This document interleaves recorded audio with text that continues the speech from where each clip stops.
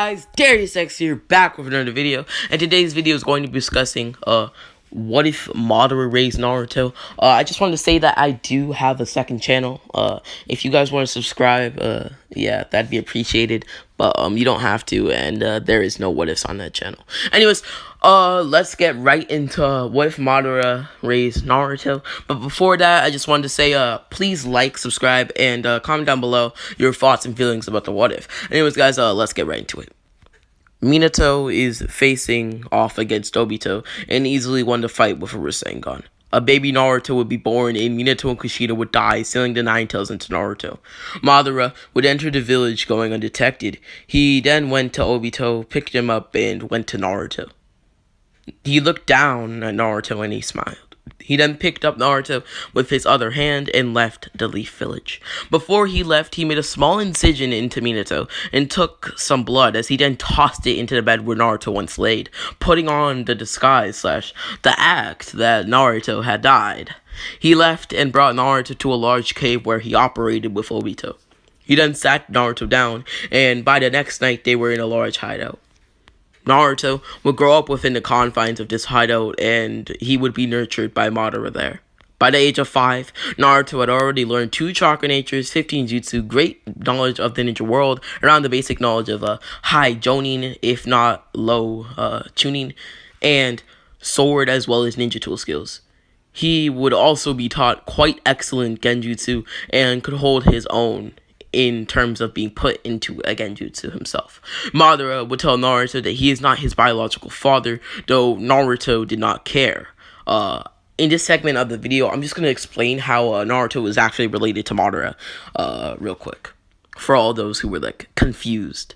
So, Minato's father is the brother of Madara, therefore making Madara Naruto's great uncle, and that's basically all there is to it. Anyways, Madara told Naruto that his parents sealed the Nine-Tails fox within him, killing them in the process, which was actually true.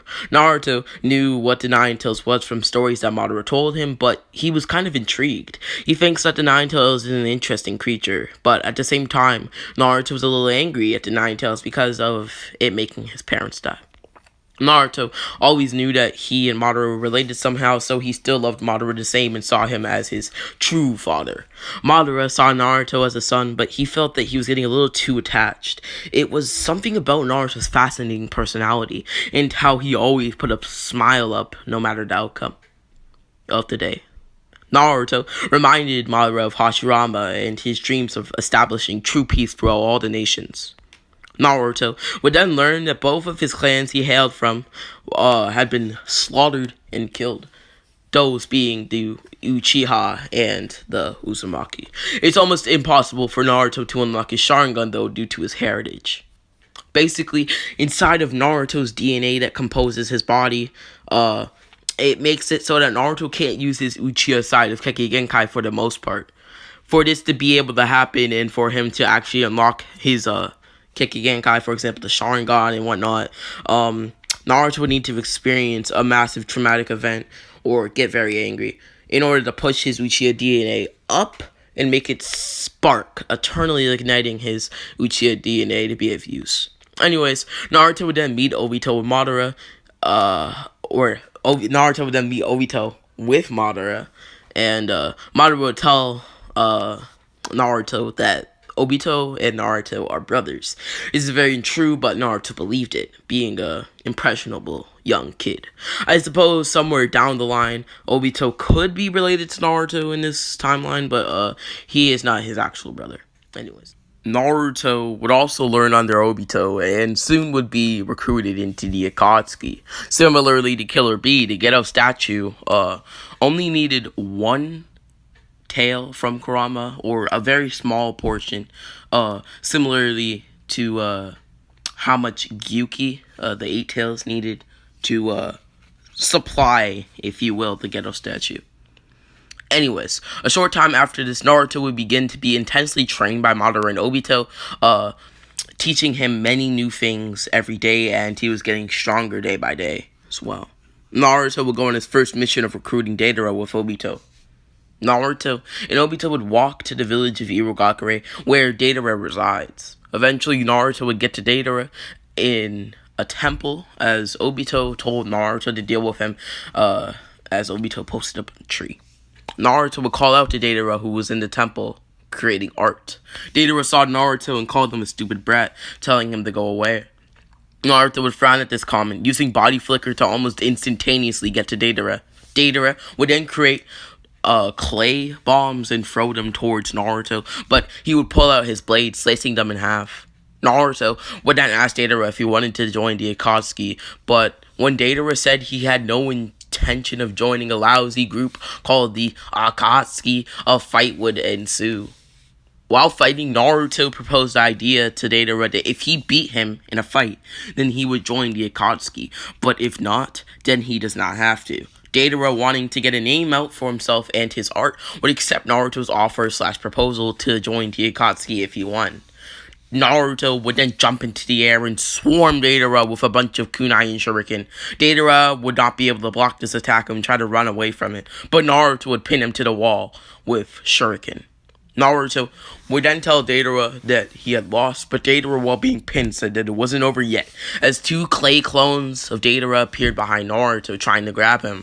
Naruto would then kick one in the gut and punch the other in the face, sending them flying and right out of the temple walls. Naruto would then think on the fly, using a water-style jutsu that he created and calls the water-style Great Exploding Water Blast. Naruto would use this jutsu on the clones, and this would cause the structure within the clones to break down, scientifically, kind of, causing them to become weak and die, leaving nothing but little piles of clay where they once stood. Naruto would look back at Deidara with a menacing glare, and Deidara would look at him in fear. Naruto would then ask Deidara if there were any more tricks that he had in store for him, and Deidara said that there were not, as he then looked down to the floor. Naruto would then unleash his blade, slicing down on Deidara's clothing, cutting it in half, and freeing Deidara. Naruto would then reach out his hand to Deidara, and he would smile, shaking his hand, and creating a bond between the two. Deidara, Obito, and Naruto would return to the Leaf Village, or not the Leaf Village, sorry, to the Akatsuki hideout together, as they discussed and talked about the Akatsuki group as a whole and its goals to Deidara. The next day, Naruto would be thanked by Madara, and he would glow with happiness. On the inside, Naruto was so happy that his father had finally seen his accomplishments and had finally been proud of them. On this day, Naruto would fall asleep again, but this time he ended up somewhere different. It was not a dream, nor just plain sleep, but possibly a middle ground, he thought. It was Naruto's subconscious. He looked and stared into the eternal pit of darkness, walking into it and walking through it, overcoming it entirely. Over the darkness laid 14 adamantine, meaning unbreakable, bars of metal that guarded the vicious hound that lied in Naruto's subconscious. Naruto looked at this beast and asked what it was. It was the nine-tailed fox, Kurama. Kurama told Naruto that he is the nine-tailed fox. Naruto, familiar with the nine tails from Madara's stories, would tell him that he can't believe he's actually speaking to him, or it. Kurama, intrigued, would ask Naruto what stories he speaks of, and Naruto would tell him that his father controlled him, or at least that's what he told him. Kurama instantly became hostile and aggressive as he asked Naruto who his father was. Naruto would explain that his father was Madara, as he growled so hard that it made Naruto's entire subconscious startled. Naruto would ask Kurama why he was so angry, and he would tell Naruto that all the Uchiha clan are good for are being controlling, problematic, and power-hungry fools.